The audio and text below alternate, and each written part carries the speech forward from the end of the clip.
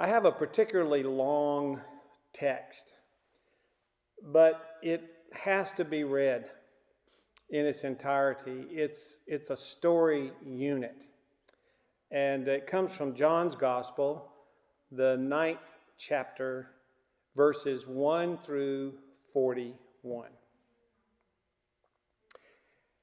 As Jesus, walked along, he saw a blind man from birth. His disciples asked him, "Rabbi, who sinned, this man or his parents, that he was born blind?" And Jesus answered, "Neither this man nor his parents sinned. He was born blind so that God's work might be revealed in him. We must work the works of him who sent me while it is day. Night is coming when no one can work. As long as I'm in the world, I am the light of the world." When he had said this, he spat on the ground and made mud with the saliva and spread the mud on the man's eyes, saying to him, "Go wash in the pool of Siloam," which means sent. And then he went and washed and came back able to see. The neighbors and those who had seen him before as a beggar began to ask, "Is this not the man who used to sit and beg?" Some were saying, "It is he." Others were saying, "No, but it is someone like him." He kept saying, "I am the man." But they kept asking him, "Then how were your eyes opened?" He answered, "The man called Jesus made mud, spread it on my eyes, and said to me, 'Go to Siloam and wash.' And then I went and washed and received my sight." And they said to him, "Where is he?"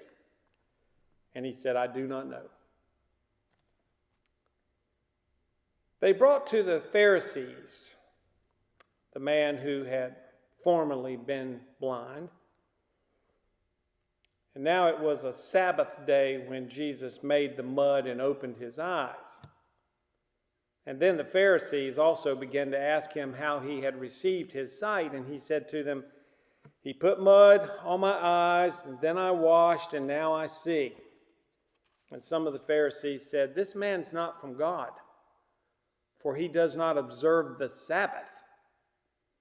But others said, "How can a man who is a sinner perform such signs?" And they were divided. So they said again to the blind man, "What do you say about him? It was your eyes he opened." And he said, "He is a prophet." Now the Jews did not believe that he had been blind and had received his sight until they called the parents of the man who had received his sight. And they asked them, Is this your son who you say was born blind? How then does he now see?" And his parents answered, "We know that this is our son and that he was born blind, but we do not know how it is that he now sees, nor do we know who opened his eyes. Ask him, he's of age, he'll speak for himself." But his parents said this because they were afraid of the Jews, for the Jews had already agreed that anyone who confessed Jesus to be the Messiah would be put out of the synagogue. Therefore the parents said, "He is of age. Ask him." So, for the second time, they called the man who had been blind, and they said to him, "Give glory to God. We know that this man's a sinner." And he answered, "I do not know whether he's a sinner. One thing I do know, that though I was blind, now I see." And they said to him, "What did he do to you? How did he open your eyes?" And he answered them, I have told you already, and you would not listen. Why do you want to hear it again? Do you also want to become his disciples? And then they reviled him, saying, you are his disciple, but we are disciples of Moses. We know that God has spoken to Moses, but as for this man, we do not know where he comes from. The man answered, here's an outstanding thing. You do not know where he comes from, and yet he opened my eyes. We know that God does not listen to sinners, but he does listen to one who worships him and obeys his will. Never since the world began has it been heard that anyone opened the eyes of a person born blind. If this man were not from God, he could do nothing. And they answered him, you were born entirely in sins. And are you trying to teach us? And they drove him out. Now Jesus heard that they had driven him out, and when he found him, he said, do you believe in the Son of Man? And he answered, and who is he, sir? Tell me so that I may believe in him.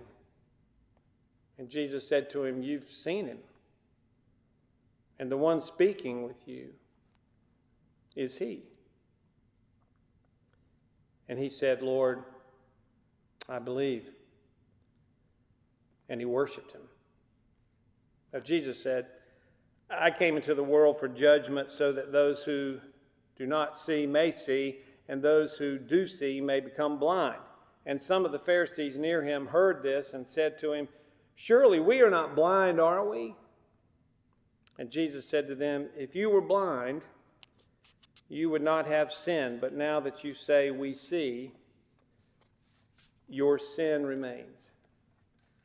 The word of the Lord. Thanks be to God. There are many forms of blindness in our current world. You could be blind to God's presence, blind to God's creativity, blind to God's grace or to God's love for you or for others. Sometimes you just can't see it. And you can be blind to what is good. All you see is the bad. And there are plenty of people who will help you see that. And that may be the saddest blindness of all. Sometimes you can be blind to what is right in front of you, like blind to a spouse or a child or a brother or sister or a mother or a father. You just don't see them. Or maybe they don't see you. God, that we would all be color blind or blind to social class. How different would the world be if we didn't see any of that?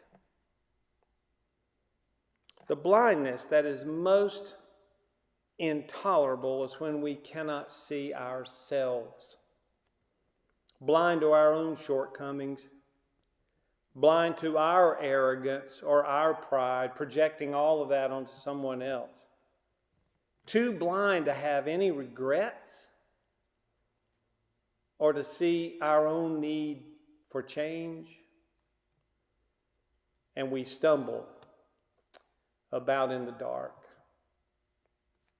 There are many, many, many forms of blindness in our modern world.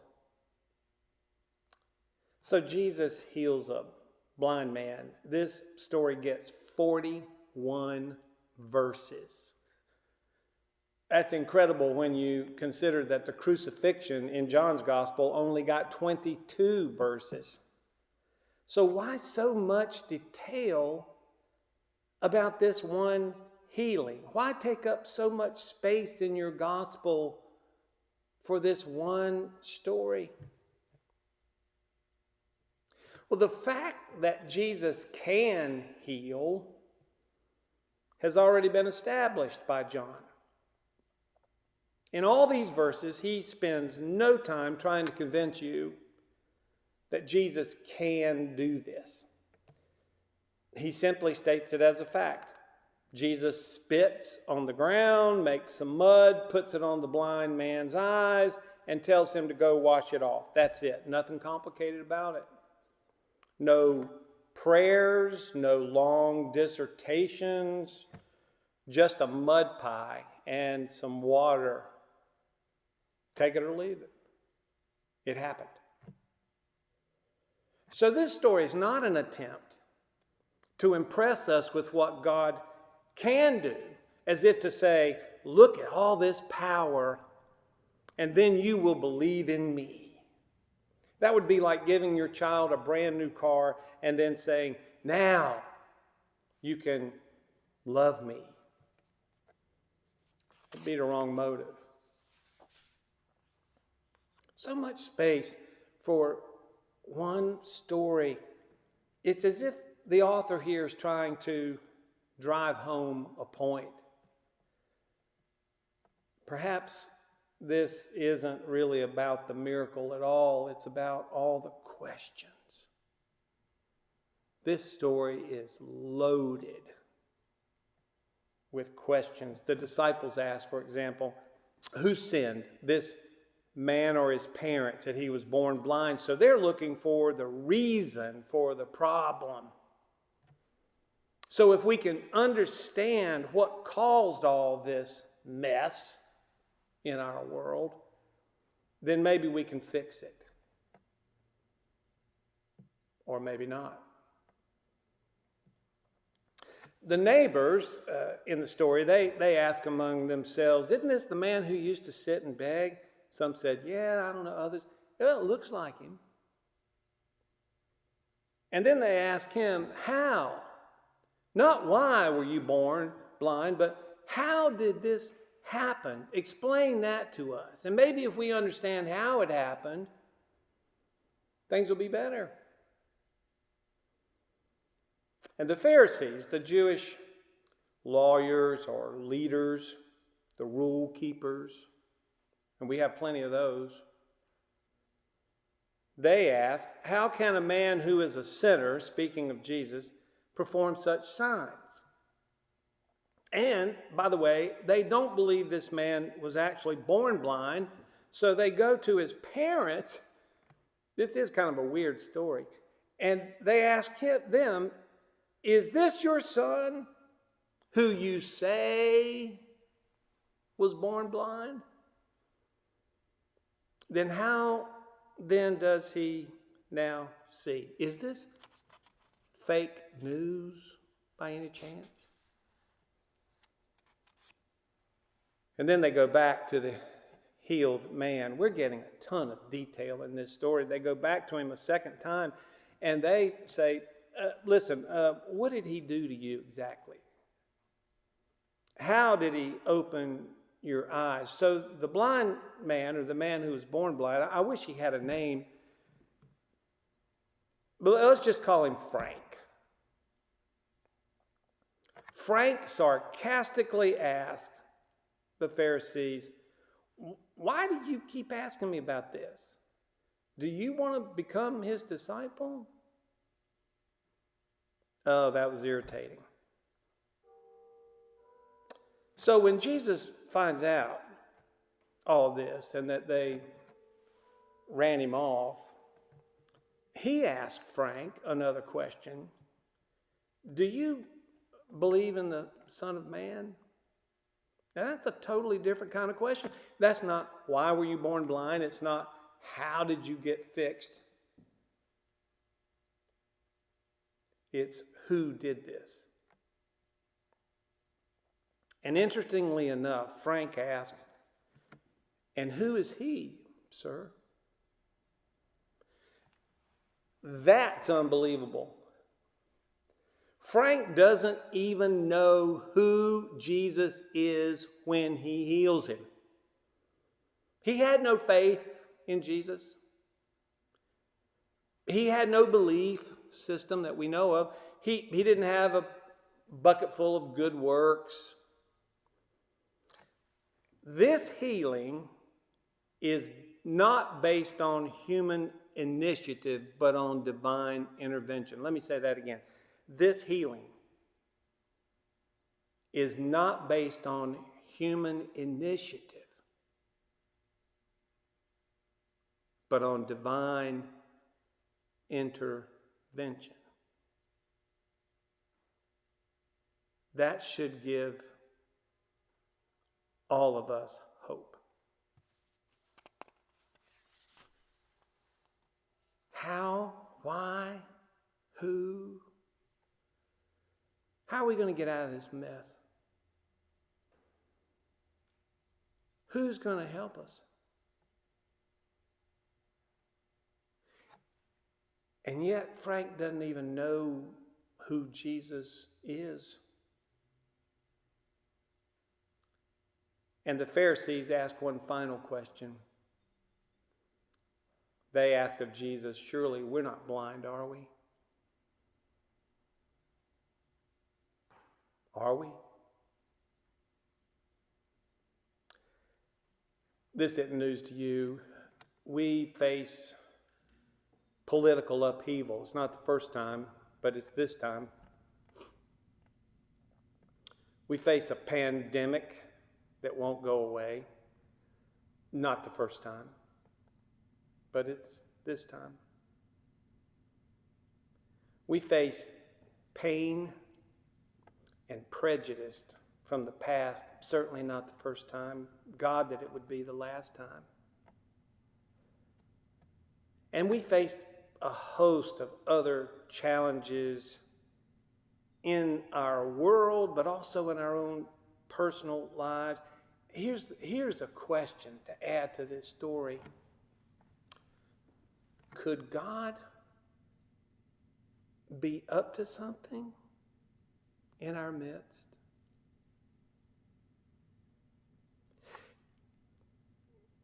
Could God be at work before we ever believe anything? Or before we understand anything? Can God be at work in this complicated world without explanation or without human permission, without a vote?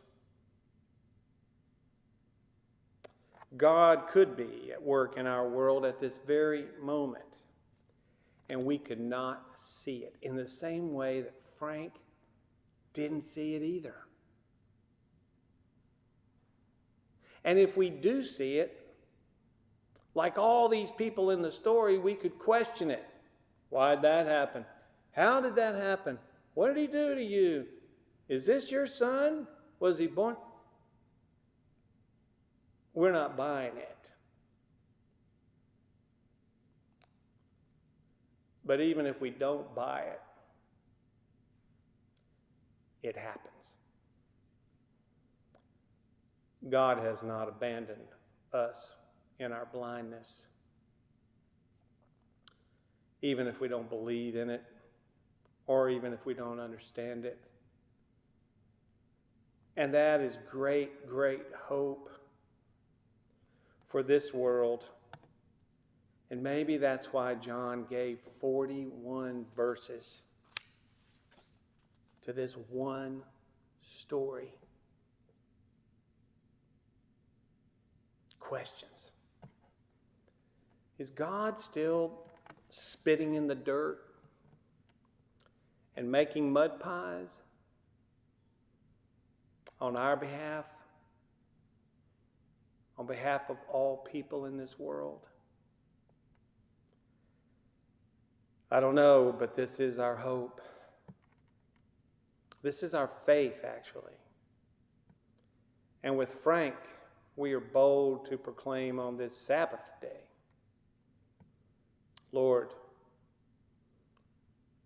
I believe.